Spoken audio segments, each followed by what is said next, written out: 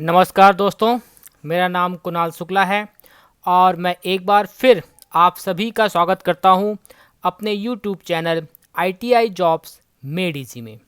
दोस्तों, आज जो मैं जानकारी वैकेंसी की आप लोगों के लिए लेके आया हूं वह है college of military engineering Pune की।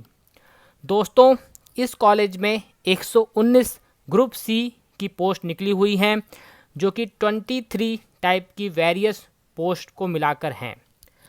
दोस्तों, वीडियो शुरू करने के पहले मैं आप सभी से ये रिक्वेस्ट करता हूं कि आप प्लीज़ मेरे चैनल को सब्सक्राइब कर लीजिए और बेल आइकन को दबा दीजिए।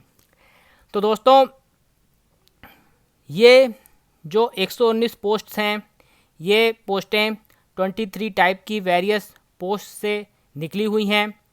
दोस्तों, मैं यहाँ पर बात करूँगा केवल उन पोस्टों की जिनका रिलेशन कुछ ITI से है या फिर टेक्निकल फील्ड से है, क्योंकि मेरी जो टारगेट ऑडियंस है वो ITI जो लोग कर चुके हैं उन पर है, तो मेरा फोकस तो वही है। दोस्तों, इसमें जो पहली वैकेंसी निकली है वह है इंस्ट्रूमेंट मैकेनिक A2 की लेवल 4 की यह पोस्ट है, जिसमें कि मैट्रिकुलेशन पास बोला गया है और ITI मांगा गया है मैकेनिक इंस्ट्रूमेंट में। साथ ही दोस्तों, इसमें 3 साल का एक्सपीरियंस भी मांगा गया है। दोस्तों, इसके बाद है सीनियर मैकेनिक A3 की पोस्ट, इसमें भी मैट्रिकुलेशन मांगा गया है और इसमें ITI मांगा गया है। इसमें ITI एक्चुअली नहीं मांगा गया है, certificate in craftsmanship in the trade off mechanic IC engine और मैकेनिक मोटर और fitter from ITI central government और इक्विवेलेंट। इसके साथ ही साथ दोस्तों, इसमें 3 साल का प्रैक्टिकल एक्सपीरियंस भी मांगा गया है इस ट्रेड में। दोस्तों, यह ध्यान देने वाली बात है कि इन वैकेंसीज़ में थोड़ा एक्सपीरियंस भी मांगा गया है, तो ये चीज़ आप लोग ध्यान रखिए। दोस्तों, इसके बाद बारी आती है मशीन माइंडर की।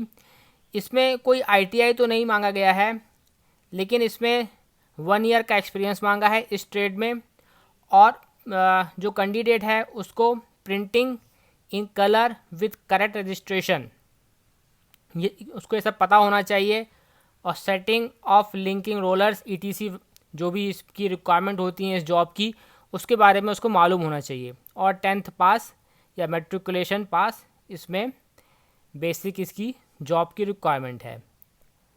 दोस्तों, इसके बाद बारी आती है फिटर जनरल की।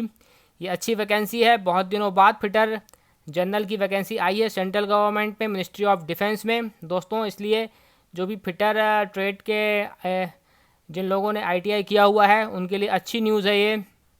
दोस्तों, मैं आप लोगों से ये बोलूँगा कि इसमें नंबर ऑफ़ वैकेंसी कम देख के ऐसा नहीं है कि आप फॉर्म ना भरें, फॉर्म भरते रहिए। गवर्नमेंट जॉब की अगर आप तैयारी कर रहे हैं तो भाई नंबर ऑफ़ वैकेंसी तो देखिए ही मत, एक वैकेंसी है तो भी फॉर्म भरिए, क्योंकि गवर्नमेंट जॉब कोई 1-2 महीने का खेल नहीं होता दोस्तों, आपको पता है। इसके लिए लंबी लड़ाई लड़नी पड़ती है, तो लड़ेंगे अपन।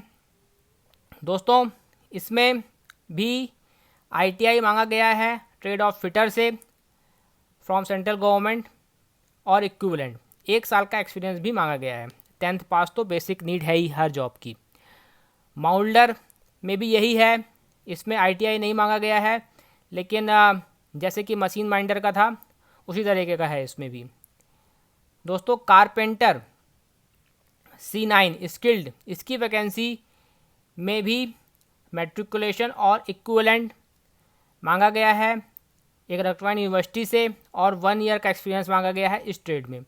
इलेक्ट्रीशियन स्किल्ड लेवल 2 की पोस्ट है और इसमें ITI सर्टिफिकेट होना चाहिए और 1 ईयर का एक्सपीरियंस होना चाहिए। दोस्तों, मशीनिस्ट वुड वर्किंग, इसमें 10वीं मांगा गया है केवल और 1 साल का एक्सपीरियंस मांगा गया है। ब्लैक स्मिथ, दोस्तों, इसमें ITI मांगा गया है 10th के साथ में, तो जिन्होंने भी ब्लैक स्मिथ में ITI किया हुआ है उनके लिए गोल्डन चांस है। वैकेंसी थोड़ा कम है, लेकिन फॉर्म ज़रूर भरिए अगर आपकी कैटेगरी की वैकेंसी हैं तो। दोस्तों, इसके बाद पेंटर की वैकेंसी है, जिसमें कि केवल 10th पास मांगा गया है और 1 साल का एक्सपीरियंस मांगा गया है। दोस्तों, इसके अलावा मल्टीटास्किंग स्टाफ MTS की पोस्ट है, लेवल 1 की पोस्ट है, इसमें भी ITI पास लोग भर सकते हैं। तो दोस्तों MTS की वैकेंसी थोड़ा अधिक है, इसलिए आपको इसको भरना चाहिए।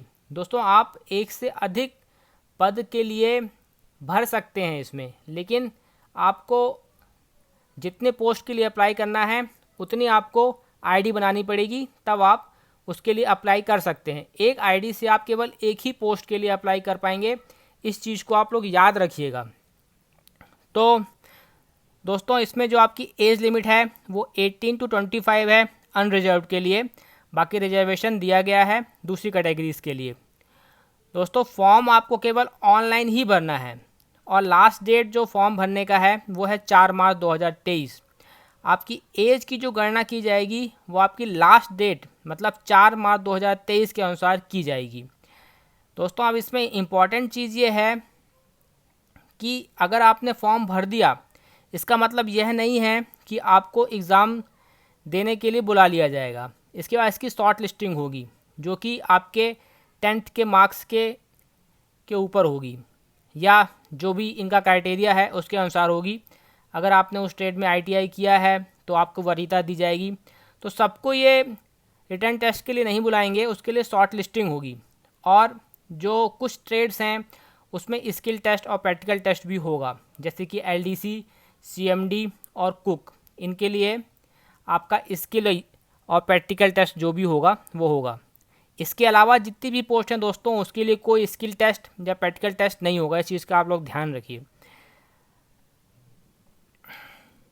दोस्तों इसका जो सिलेबस है लिखित एग्ज़ाम का रिटन टेस्ट का, वो दिया हुआ है, मैं अभी आपको दिखाऊंगा। दोस्तों आपको पुणे में ही आपका एग्ज़ाम होगा, वहाँ पर जाने आने का और खाने पीने का सब बंदोबस्त आपको ही करना पड़ेगा, जो कि हर एग्ज़ाम में ऐसा ही होता है। तो ये आपको करना है। दोस्तों इसमें जो लिखित एग्ज़ाम होगा उसमें इम्पॉर्टेंट चीज़ ये है कि उसके 4 आपके पार्ट होंगे। पहले पार्ट में आएगा आपका जनरल इंटेलिजेंस एंड रीजनिंग, दूसरे पार्ट में आएगा न्यूमेरिकल एप्टीट्यूड, और तीसरे पार्ट में आएगा जनरल इंग्लिश। इसके बाद चौथे पार्ट में आएगा जनरल अवेयरनेस। और दोस्तों the question paper will be in English and Hindi except for general English paper. जैसा कि जनरली होता है हमारा हर क्वेश्चन पेपर हिंदी और इंग्लिश में होता है, तो जनरल इंग्लिश का जो पोर्शन होगा वो केवल इंग्लिश में होगा, जो कि अंडरस्टूड है कि ऐसा क्यों होगा। दोस्तों आप हमेशा याद रखिए, अगर आप एग्ज़ाम दे रहे हैं और आपको किसी क्वेश्चन में डाउट होता है कि इसका सही वर्जन क्या है या इसका सही वर्ड क्या है, तो आप उसके इंग्लिश वर्जन को देखिए। इंग्लिश वर्जन में जो लिखा हुआ है वही अल्टीमेटली सही माना जाता है। तो कहीं आपको डाउट होता है क्वेश्चन में, आप क्वेश्चन नहीं समझ पा रहे हैं, कोई वर्ड हिंदी का नहीं समझ पा रहे हैं, तो उसको तुरंत इंग्लिश में देखिए, इंग्लिश में उस चीज़ को क्या लिखा गया है, वहाँ से आप लोगों को क्लू मिलेगा। तो दोस्तों ये थी इसकी जानकारी। इसके अलावा अगर हम सिलेबस की बात करें दोस्तों, तो ये इसका डिटेल सिलेबस है। दोस्तों आप मेरे चैनल को सब्सक्राइब कर लीजिए, क्योंकि मैं इस पूरे एग्ज़ाम की तैयारी करवाने वाला हूँ। मैं अभी इसके यूट्यूब में आपको वीडियो डालूँगा, जनरल एप्टीट्यूड से मैं शुरू करूँगा मैथ्स वगैरह को। दोस्तों एक चीज़ आप लोग ध्यान दीजिए कि अगर आपने ITI किया हुआ है और आपका टेक्निकल इतना स्ट्रांग नहीं है, तो यहाँ आपके लिए गोल्डन चांस है, क्योंकि इस एग्ज़ाम में कहीं भी टेक्निकल की बात नहीं कर रहा है। आप देखिए इसके 4 पार्ट हैं, और इन चारों पार्टों में इसने नॉन टेक्निकल ही दिया हुआ है। चाहे आपने जिस ट्रेड से आपको एग्ज़ाम देना हो, आपको केवल इस प्रकार का एग्ज़ाम क्वालिफाई करना है, ये बहुत अच्छी बात है। तो जनरल अवेयरनेस तो आपको पता ही है कैसे आपको तैयार करना है। जनरल इंग्लिश को पढ़ना शुरू कर दीजिए। दोस्तों इंग्लिश और गणित ऐसी चीज़ है जिसको आपको टाइम देना पड़ेगा, तभी आप इसको अच्छे से कर पाएंगे। जनरल अवेयरनेस वगैरह भी रोज़ अखबार पढ़ते रहिए, तो उससे जल्दी हो जाएगा आपको। आप इनने जो लास्ट डेट दिया हुआ है 4 मार्च का दिया हुआ है, तो 30 डेज़ के बाद ये अपना एडमिट कार्ड इशू करेंगे, मतलब 4 अप्रैल के आसपास। और उसके बाद मान लीजिए 20 दिन या 15 दिन बाद एग्ज़ाम होगा। तो दोस्तों आप ये मान लीजिए कि मार्च के लास्ट वीक में ये अपना एग्ज़ाम शेड्यूल कर सकते हैं पुणे में। तो अच्छा चांस है, अभी आपके पास लगभग 2 महीने हैं, और दोस्तों 2 महीने में ये सिलेबस पूरा करना कोई बड़ी बात नहीं है, आप कर सकते हैं। दोस्तों इसमें अगर, जैसा कि मैंने आपको बताया पहले कि आप अगर एक से ज़्यादा पोस्ट के लिए एग्ज़ाम देना चाहते हैं तो आप भर सकते हैं, लेकिन इसके लिए आपको 3 डिफरेंट आईडी से आपको जनरेट करना पड़ेगा अपने फॉर्म, मतलब अप्लाई करना पड़ेगा। जैसे कि इसमें क्वेश्चन दिया हुआ है फैग में, unable to apply for 3 post simultaneously, for every new post fresh login has to be made for filling detail for all 3 different post as different ID will be generated for different post। तो आपको 3 different ID generate करनी पड़ेंगी, तब आप अलग अलग post के लिए अप्लाई कर पाएंगे। लेकिन अल्टीमेटली आपको केवल एक ही पोस्ट के अगेंस्ट में बुलाया जाएगा, इस चीज़ को आप याद रखिएगा। लेकिन अप्लाई आप कर सकते हो एक से ज़्यादा पोस्ट के लिए। तो दोस्तों ये मेरी कुछ जानकारी थी आपको इस एग्ज़ाम के लिए।